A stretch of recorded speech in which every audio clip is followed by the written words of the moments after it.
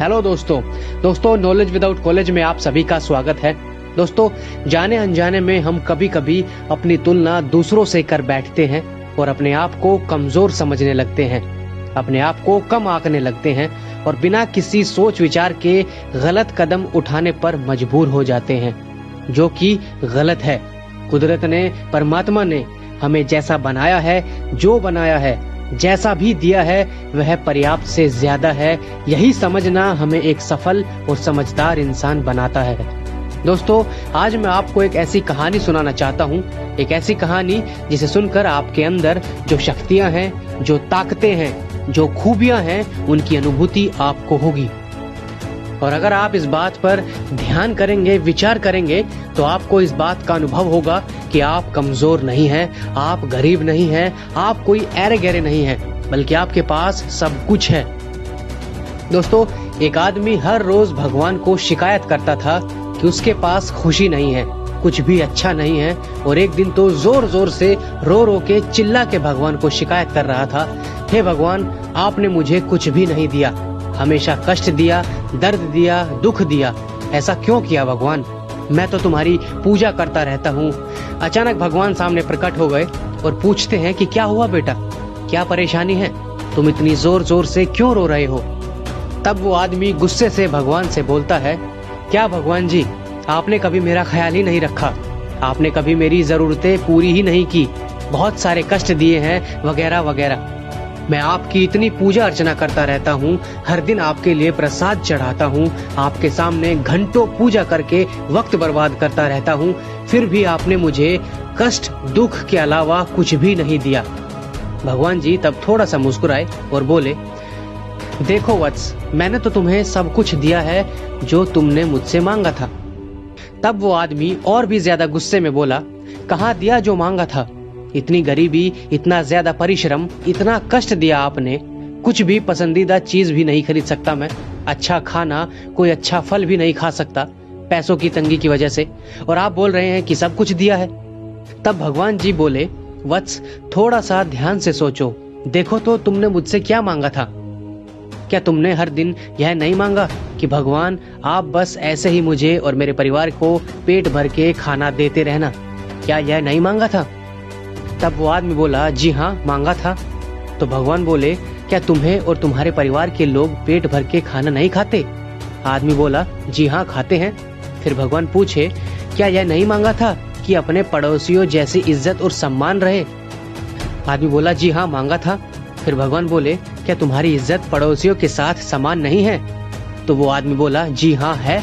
फिर भगवान बोले, तुमने तो यही मांगा था जो मैंने तुम्हें दिया है। क्या मैंने तुम्हें कभी बोला था कि तुम ज्यादा मांगोगे तो मैं तुम्हें नहीं दूंगा? आदमी बोला, नहीं प्रभु। फिर भगवान बोले, तो क्यों तुमने ज्यादा नहीं मांगा? जानते हो, इंसान जो भी मांगता है मैं वो दे देता हूँ। हाँ, इसमें थोड़ी देरी हो सकती है। जानते हो, मैंने तुम्हें ना मांगते हुए भी संसार के सबसे मूल्यवान चीजें दी हैं। आदमी बोला, नहीं प्रभु, क्या है वो चीज?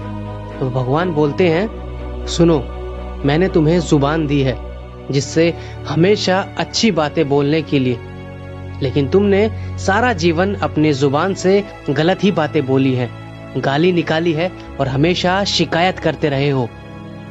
मैंने तुम्हें 2 कान दिए हैं अच्छी बातें सुनने के लिए, लेकिन तुमने जिंदगी भर बुरी और गंदी बातें सुनने में ही बिता दिए।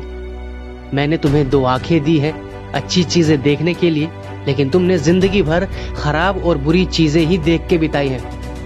मैंने तुम्हें 2 हाथ दिए हैं जो काम करने के लिए, लेकिन तुम तो थोड़ा सा काम करने के बाद आलसी बन जाते हो और अपना काम दूसरों से करवाते हो। मैंने तुम्हें 2 पैर दिए हैं अच्छी राह पर चलने के लिए, लेकिन हमेशा तुम गलत राह को ही अपनाते रहे हो। मैंने तुम्हें इतना अच्छा दिमाग दिया है अच्छी सोच रखने के लिए और समाज का कल्याण करने के लिए, लेकिन तुम्हारा दिमाग हमेशा नकारात्मकता से भरा हुआ है और तुम हमेशा गलत ही सोचते रहे और सिर्फ अपने स्वार्थ के लिए ही सोचते रहे। अपने लाभ के लिए दूसरों की क्षति हो रही है इसके बारे में सोचते ही नहीं। मैंने तुम्हें जो कुछ भी दिया है उसका तो सही इस्तेमाल कभी किया नहीं और मुझसे और ज्यादा मांग कर रहे हो, कैसे दूंगा मैं तुम्हें? भगवान और बोलते रहे, जानते हो, तुम जिस रास्ते से जाते हो हर रोज वहाँ एक लंगड़ा भिखारी बैठा रहता है, जो हर रोज मुझसे मांगता रहता है कि प्रभु आपने इन सबको पैर दिए हैं, फिर भी यह लोग कुछ नहीं करते, सिर्फ इधर उधर चलते रहते हैं और गलत राह पर जा रहे हैं। कृपया आप मेरे पैर ठीक कर दो। मैं संसार के सभी जगह पर जाऊंगा, भागदौड़ करूंगा, अच्छा काम करूंगा, एक अच्छी राह अपनाऊंगा। क्या मैं उस भिखारी को तुम्हारा पैर दे दूं? तब आदमी डर के बोला कि प्रभु नहीं। भगवान और बोले, जानते हो थोड़ी दूर पर जो बाजार है वहाँ एक अंधा और एक बहरा भिखारी जो बोल भी नहीं पाता, वे हमेशा मुझसे मांगते रहते हैं कि प्रभु आपने इन सबको आंखें दी हैं, लेकिन ये लोग कुछ अच्छा देखने के लिए अच्छा काम ही नहीं करते। और तो और इनके पास आपको देखने के लिए भी टाइम नहीं है। दिन भर गलत चीजें ही देखते रहते हैं, दिन भर गाली देते रहते हैं, लोगों का बुरा करते रहते हैं, दूसरों को क्षति पहुंचाते रहते हैं। हमको आंखें और जुबान दे दो प्रभु, हम आपको देखना चाहते हैं, आपका भजन गाना चाहते हैं, संसार की और गरीबों की भलाई करना चाहते हैं, लोगों को अच्छे उपदेश देना चाहते हैं। भगवान तब बोले, क्या तुम्हारी जुबान और आंखें उनको दे दूं? तब वो आदमी डर के मारे कांपते हुए बोला कि प्रभु नहीं, ऐसा अनर्थ मत करना। तो भगवान बोले कि रेल की पटरी के पास एक और भिखारी बैठा हुआ है जिसका एक हाथ नहीं है और मानसिक रूप से दुर्बल है। वो हमेशा मुझसे बोलता रहता है कि प्रभु लोग अच्छा और स्वस्थ दिमाग रहने के बावजूद कुछ अच्छा नहीं सोच पाते, हमेशा दूसरों की बुराई के बारे में सोचते रहते हैं, गलत आइडिया निकालते रहते हैं, उन्नति और कामयाब बनने के लिए गलत बिजनेस चुनते रहते हैं, दो हाथ होने के बावजूद काम नहीं करके कैसे अमीर बना जाए इसके बारे में सोचते रहते हैं, काम करने के वक्त आलसी बन जाते हैं और जब काम करने के लिए जाते हैं तो समाज और दूसरों को क्षति पहुंचाते रहते हैं। हे प्रभु आपने मुझे अच्छा दिमाग और हाथ क्यों नहीं दिए? मैं बहुत काम करना चाहता हूँ, मैं अच्छा काम करना चाहता हूँ, समाज और गरीबों की भलाई करना चाहता हूँ, मैं अमीर बनना चाहता हूँ। तब भगवान बोले, मैं उस भिखारी को तुम्हारा हाथ और दिमाग दे दूं? तब फिर से रोते हुए वो आदमी बोला कि हे प्रभु ऐसा कभी मत करना, मैं समझ गया प्रभु कि मैंने क्या गलती की है। प्रभु मैं कभी शिकायत नहीं करूंगा, मैं हमेशा अच्छा काम करूंगा, समाज और लोगों के भलाई के लिए काम करूंगा और अच्छी राह अपनाऊंगा और लोगों से हमेशा अच्छा व्यवहार ही करूंगा।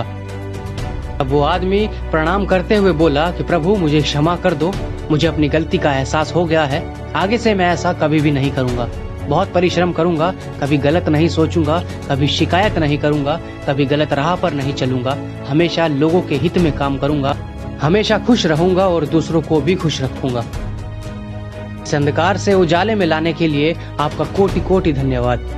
तब भगवान वहां से चले गए और उसी दिन से वो आदमी परिश्रम करने लगा, दूसरों की सहायता करने लगा, हमेशा खुश रहने की कोशिश करने लगा।